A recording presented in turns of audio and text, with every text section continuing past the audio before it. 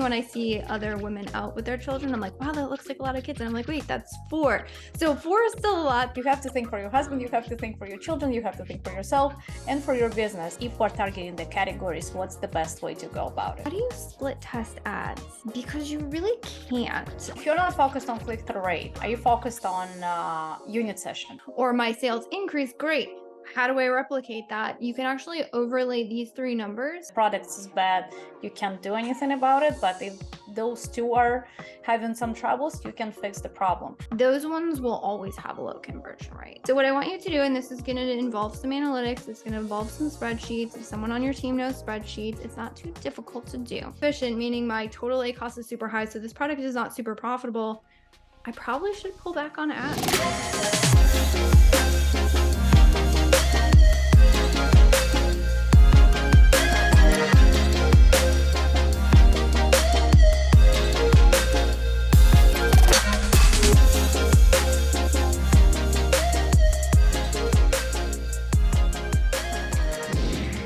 Hello everyone, Izabella Ritz and Amazon Made Simple podcast, and we are entering the season of my new sessions with Elizabeth Greene, and she's actually, we'll be talking about jungles.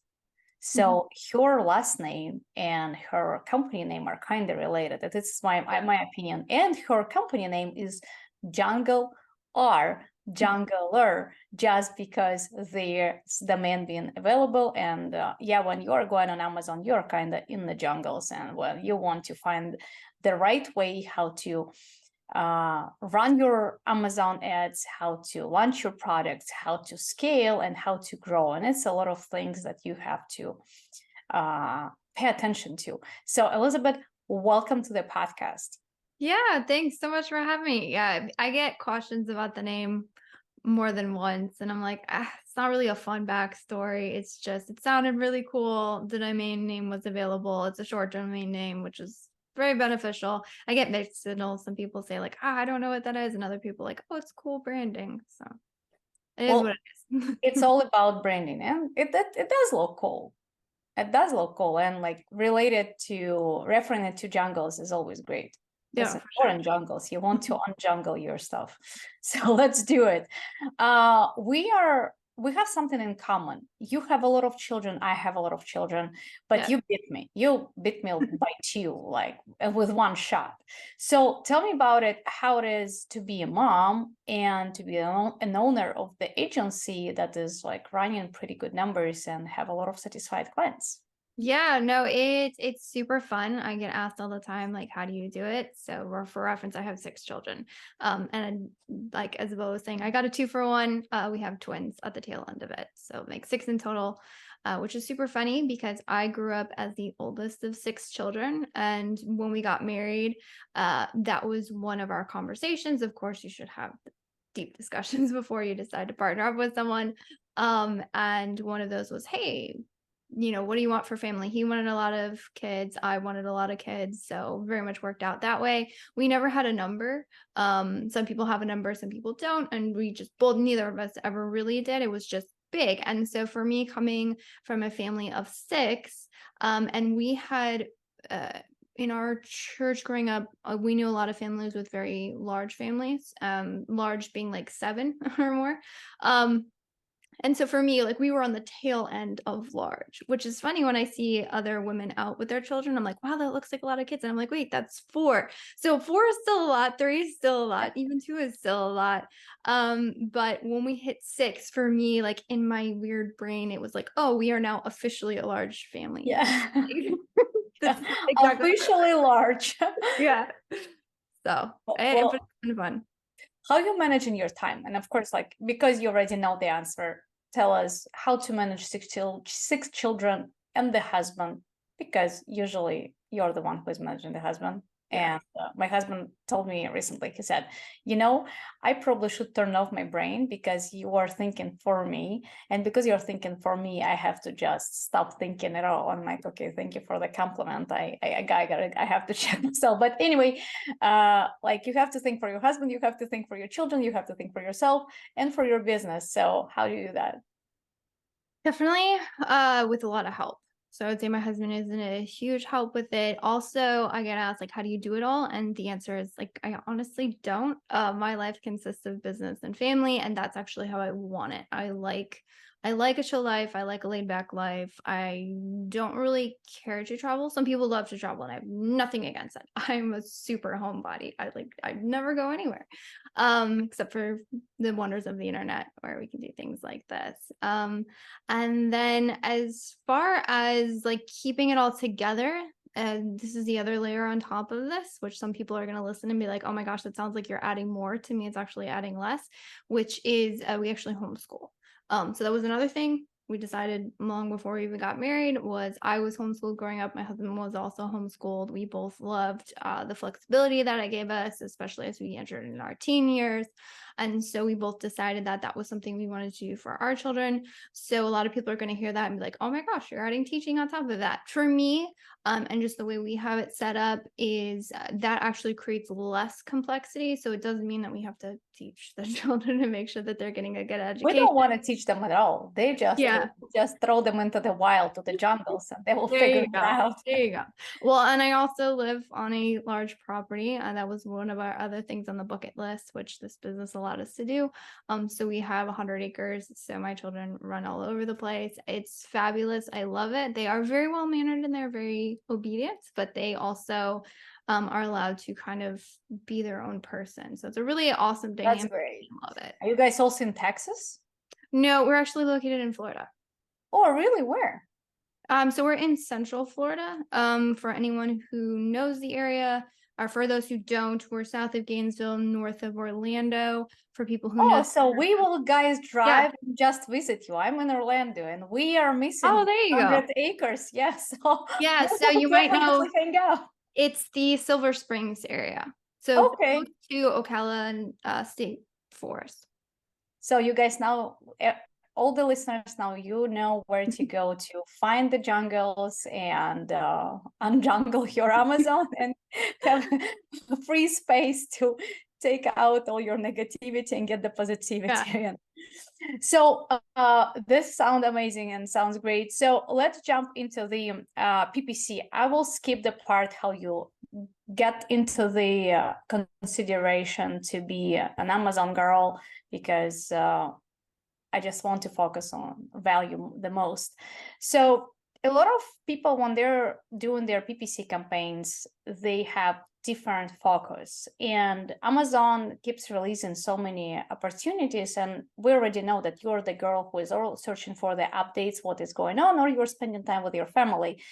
And when we do some type of the launches, we can of course talk about broad and exact and negative keywords and all these basics, but Amazon provides us opportunities to advertise based on the videos and to target different categories and to target different type of the products. So what's your best strategy to advertise the product if we want to target the competitors, if we should target the competitors, or should we target something else? And if we're targeting the categories, what's the best way to go about it? Yeah, so video is a really phenomenal introduction. It's not super new to the platform, although there's a lot of like new options when it comes to video targeting. So I would say the two most major updates when it comes to videos and targeting is one, the ability to showcase your video at the very top of the search page. That's a relatively new update, which is phenomenal. So how you actually get these placements is you run a sponsor brands video ad, and then you'll direct the traffic to the store page. And if you set up the ads like that, you're automatically actually, I believe these videos only show at the top of the page. And there's a lot of people, when this happens, they'll be like, oh, my impressions aren't very high. The reason being is because you only spot that these last I checked, these ads were available to be shown is at the top of the page. So with the traditional sponsor brands headline ad, if don't have like a really aggressive bid, you can still show like at the bottom of the page. And so there's still some additional placements where with these video ads, this placement, there's not that available. So that's why you're going to see lower impressions. It's just the nature of how many ad spots are available, essentially. Yeah. So that's been a really cool update. And then the other thing that you're now available or Have you eligible. been, I will chime in quickly here. Yeah. Have you been able already to test your clients on this type of the ad? Yeah, so that's one thing. And I've talked with other agency owners and I'm like, how do you split test ads?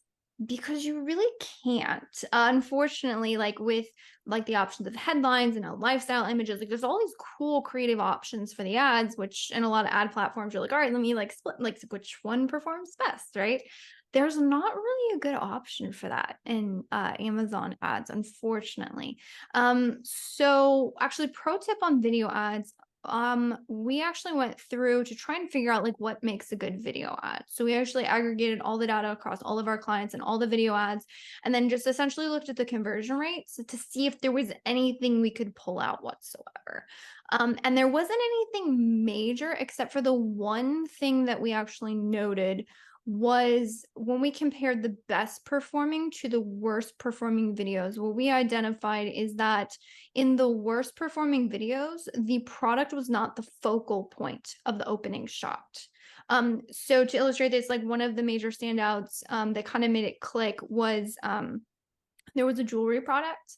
And so there was actually the same product had two video ads running. One of them was the conversion rates were great and the other one it was not. And on the one where the conversion rate was great, the opening shot was it was still on the model, but it was a close-up shot of the necklace and then zoomed out to then show and go on to show the other case or other Right. scenes in the video. Where the underperforming one, it was a zoomed out shot of the model, and what happened was the original focal point of that video, you saw the model first, not the item. So Amazon is still a very search based and people are still looking for products. So although the model, the model was very attractive, it was an attractive woman, but it didn't immediately click, oh, this is the product that I'm looking for, X whatever sort of necklace. So that was the one takeaway for us. And whenever clients ask like, oh, what makes a good video ad? We say like, make sure that the product is definitely showcased in the beginning. You don't want to showcase your brand. You don't want to showcase other things. People are still searching for products. Make sure that they are connecting that ad with the actual product offering. It's super helpful. So that's all I would say. Other than like split testing, the one thing you can kind of look at is click-through rate. Click-through rate isn't typically something that we optimize for specifically in the ads. The reason being is you can have a terrible click-through rate and still have really good ad performance if your bid's low enough. So I don't like try and only focus on click-through rate, but click-through rate can be very helpful to identify how well my product is resonating with shoppers using this particular search query. Okay, sounds good. So if you're not focused on click-through rate, are you focused on unit sessions? Yes. So, oh my goodness, unit session percentage is huge.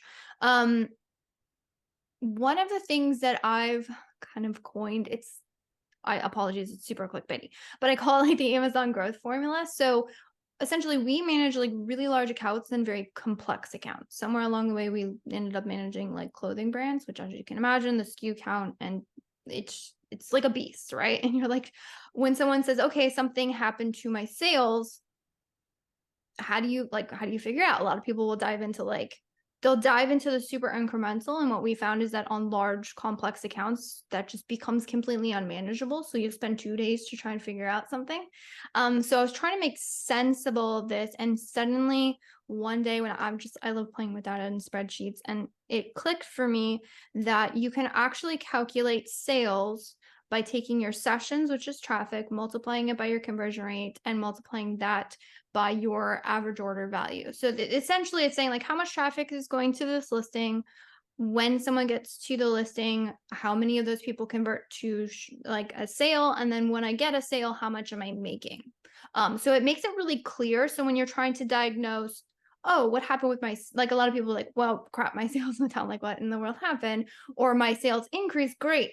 How do I replicate that? You can actually overlay these three numbers. And we have a software we use. We can actually kind of track these over time. And what we'll do is just pull up these three numbers and say, oh, it's very obvious that traffic has remained the same.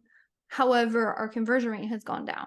And so then we look at for market signals on conversion rates or maybe reviews. And then you can start digging into the very specific reasons instead of trying to look at everything at the bottom of the funnel and then, sort of just getting overwhelmed and not even knowing if one thing is really the cause of it.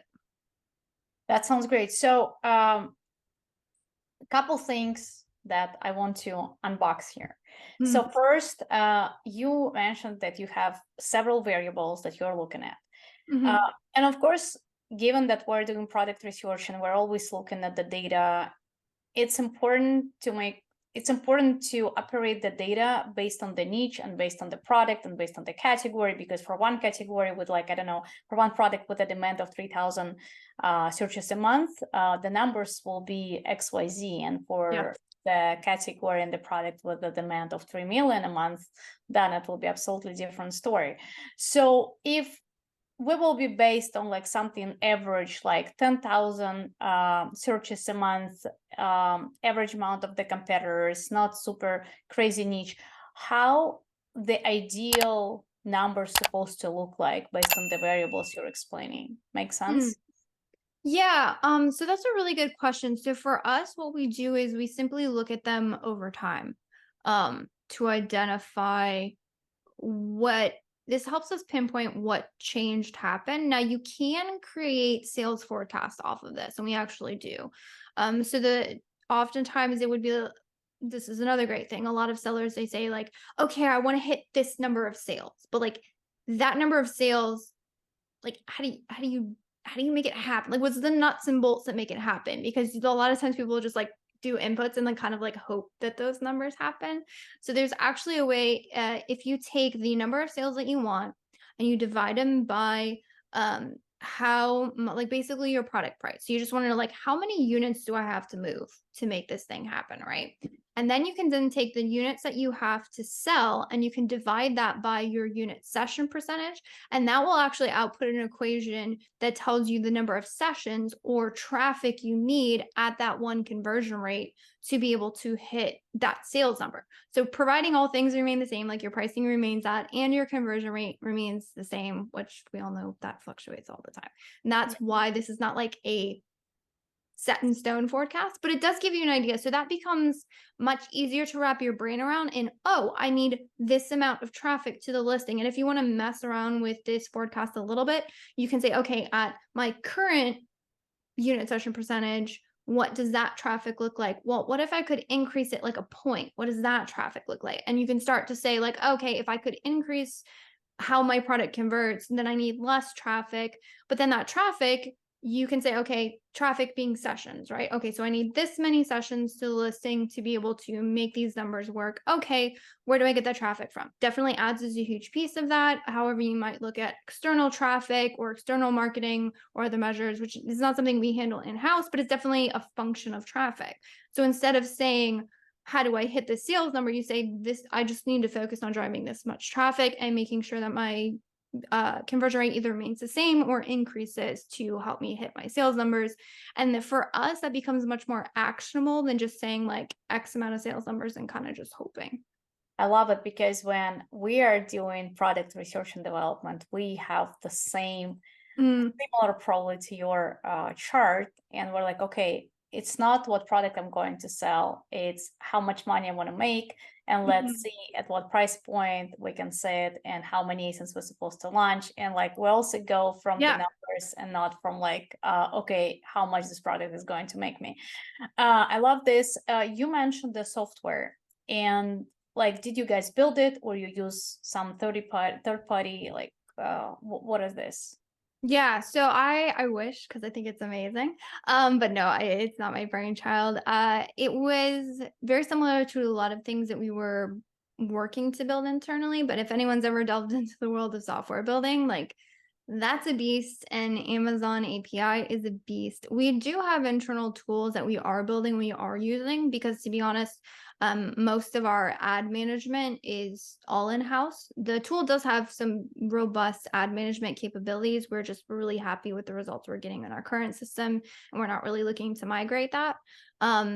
However, the analytic capabilities of the tool, I freaking love them. It's pretty amazing. So it allows us to drill And down. what's the name of the tool? So it's called KPOC. It's KAPOQ. You may have Okay. heard it, you may not have, but I don't think I did. Yeah, I yeah, never heard about them. no, So you I love had, them. huh? So you love them. Yes, no, I love it. It was one of those tools. To be honest, it's essentially built for full service management Okay. agencies. I always tell them, I'm like, it's way more than I would ever need as an strictly ad manager. But that being said, the insights that we can get from this tool, because it has things like review evaluations, and it tracks profit margins. It also will track like listing changes, and it also has some really robust capabilities to be able to look at the inventory and sort of connect the inventory. So for instance, it will surface alerts to say, oh, you're running ads on products that are running out of inventory. Like that's a really important workflow that was a little bit tedious to find out before. Or there's a lot of times where we would just like hope our clients are going to tell us that they're running out of inventory. And to be honest, that doesn't always happen. Right. At least not as soon as it should. So we can get ahead of a lot of these situations. And my entire team is using and absolutely loving it. Great. So another question here. We've been talking about conversion and unit sessions and click-through rate. And I'm sure you had clients when you've been running a lot of traffic and probably click-through rate was amazing and the main picture was great, which helped, but the conversion was still pretty bad. So what is your recommendation number one to your clients and to our listeners, like what they're supposed to do to increase this conversion? Because this is the three components we always have is the product, conversion, and traffic. And if the product is bad, you can't do anything about it. But if those two are having some troubles, you can fix the problem. So what are your recommendations in this case? No, that is a great question. And honestly, not something we manage in-house. So, I mean, my expertise is going to be smaller. What we do is I just make really good relationships with a lot of really amazing listing optimization specialists. And so I've done a couple interviews, and posted them on our YouTube channel. So when a client's like, hey, I'm trying to understand this, I'm like, hey, here's some really good information. Go watch this. Or I'll connect you with them specifically. But I would say like one of the things, like, because we do definitely track product conversion rates, because like you said, it's super important. The other thing is that it's relative. So you've probably heard like, oh, roughly across Amazon it's like 10% conversion rates. However, like in some product spaces, like 15 to 20% conversion rates is not abnormal. However, like in clothing, it can be really low. Like you could have a product that sells like hotcakes, and you're looking at a sub 5% conversion rate, which by general standards would be absolutely abysmal. So what we found is that the more style specific the product, meaning like, so if you have like maybe like bedding or like clothing, people like they're looking at the cut of it, they're looking at the color of it, is it in my size? And there's all of these very sort of personal preference type products. Those ones will always have a low conversion rate. And then if you have a more like sort of cut and dry product, the conversion rates tend to be a bit higher. A great way to look at this, if you're trying to figure out like, okay, relative, like what am I doing? There's two things that Amazon has surfaced that have answered a lot of those questions. So the one is actually brand metrics, which is located inside of the ad console. So if you go inside your ad console to the left-hand side, there will be a little button and you will see it says brand metrics. Now, of course, you have to be brand registered for this.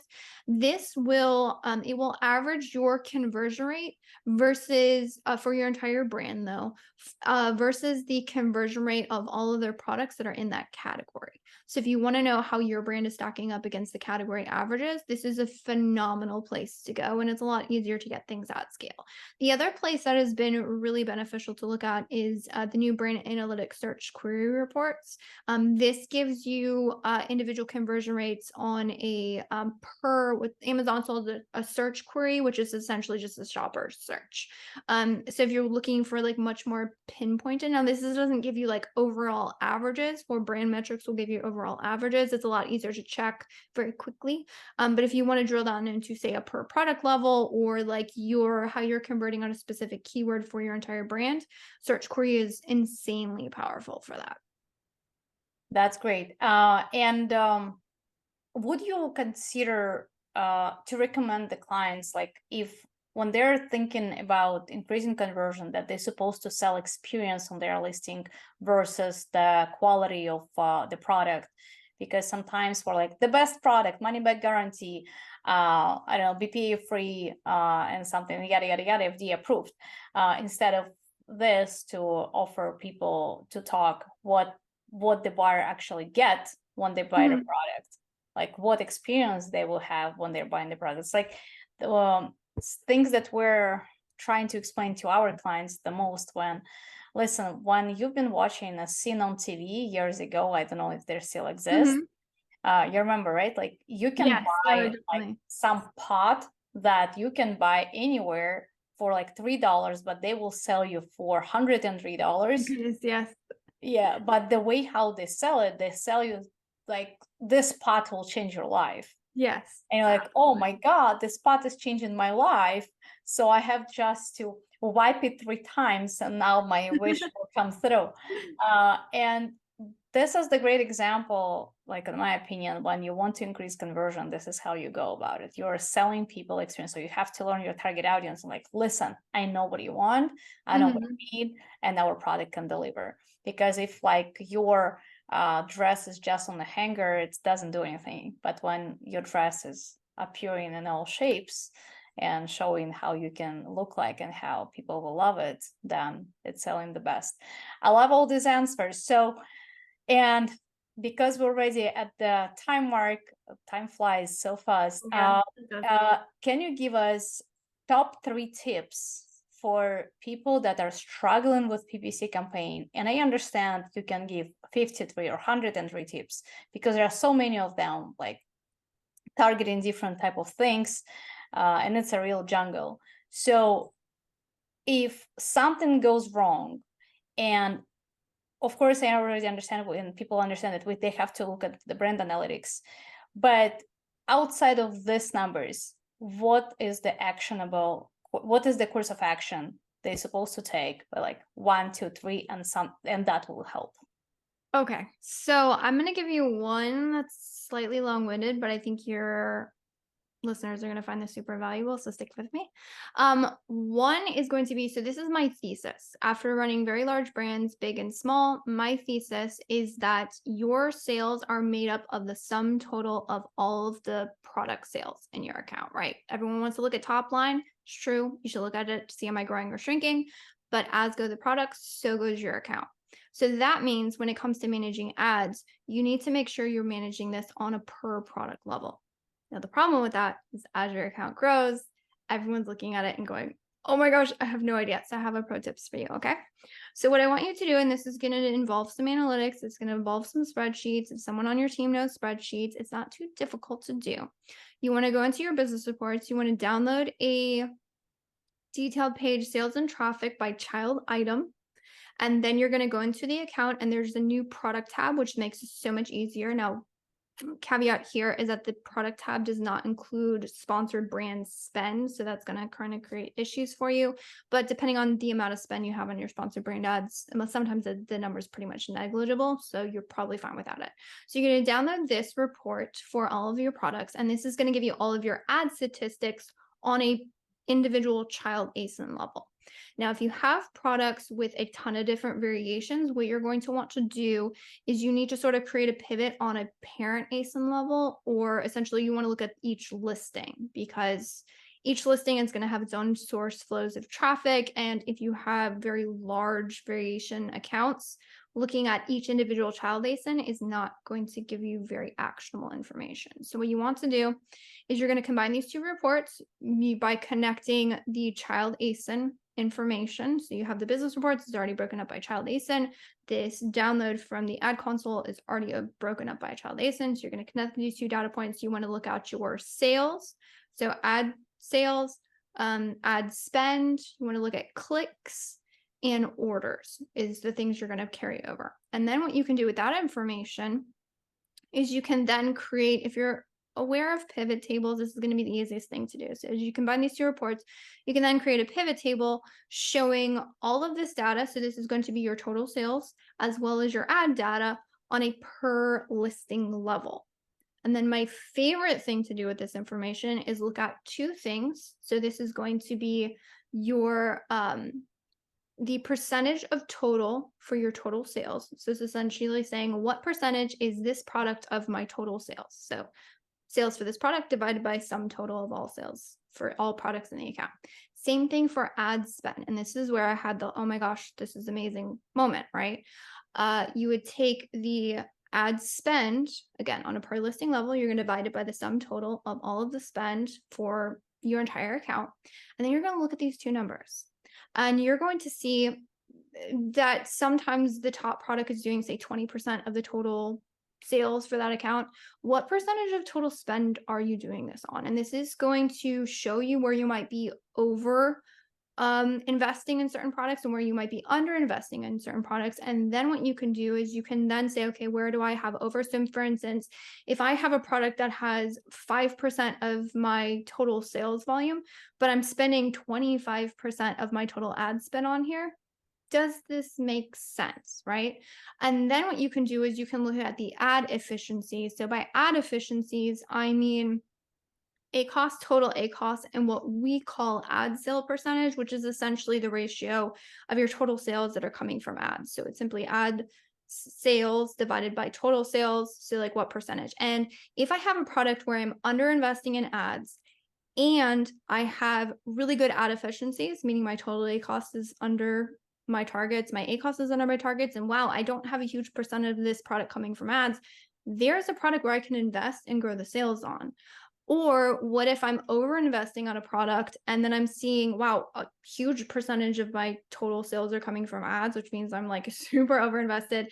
I'm not efficient, meaning my total ACoS is super high. So this product is not super profitable. I probably should pull back on ads because I'm super over investing. So that gives you the where. And then of course it's connecting that into the ad console and like, okay, so where am I advertising this product? How can I become efficient on this product? But this report sort of allows you to see very clearly, okay, where do I need to take the actions? And then you can go into the ad console and then begin to make those adjustments. I love it. Well, guys, everything you just heard, you have to scroll back 30 minutes and you have to take the notes again all over and then try to implement it. And if you cannot do it by yourself, how are you willing to ask people to answer people's questions? And if yes, how they can find? Yeah, no, absolutely. I'm totally willing. So for anyone interested, feel free to reach out. I definitely need to make some sort of resource or tool or training around this. It's on the to-do list. And then this is actually a fraction of what we do in our ad audits. So if you have a brand that, you know, you're maybe the upper six figures or maybe lower seven figures, and you're like, I have really aggressive growth goals and I want someone to take a look at my account, but I'm banging my head against the wall because it feels like this is a complex beast I can't make sense of. That's precisely what our ad audit does. So we don't just take a look at the ads, we also take a look at the account as a sum total. Like I said, each individual product has a contribution to your total sales volume. So you should kind of know the contributions and where you should be investing. So if you're interested in that, that's also something we offer completely free as well. Amazing. So people love free offers, and free offers are leading to the pretty high success for everybody usually. Guys, it's been Izabella Ritz with Amazon Made Simple podcast and Elizabeth Greene from Jungles. This is how I'm going to call you, jungler.com. This is her website and her agency. They are doing absolutely amazing nerdy stuff, which I personally don't like to do, so I like to delegate it. So if you are on the same page with me, Elizabeth might be your right person. And we're done for today, and see you at the next session. Thank you, Elizabeth. Yep.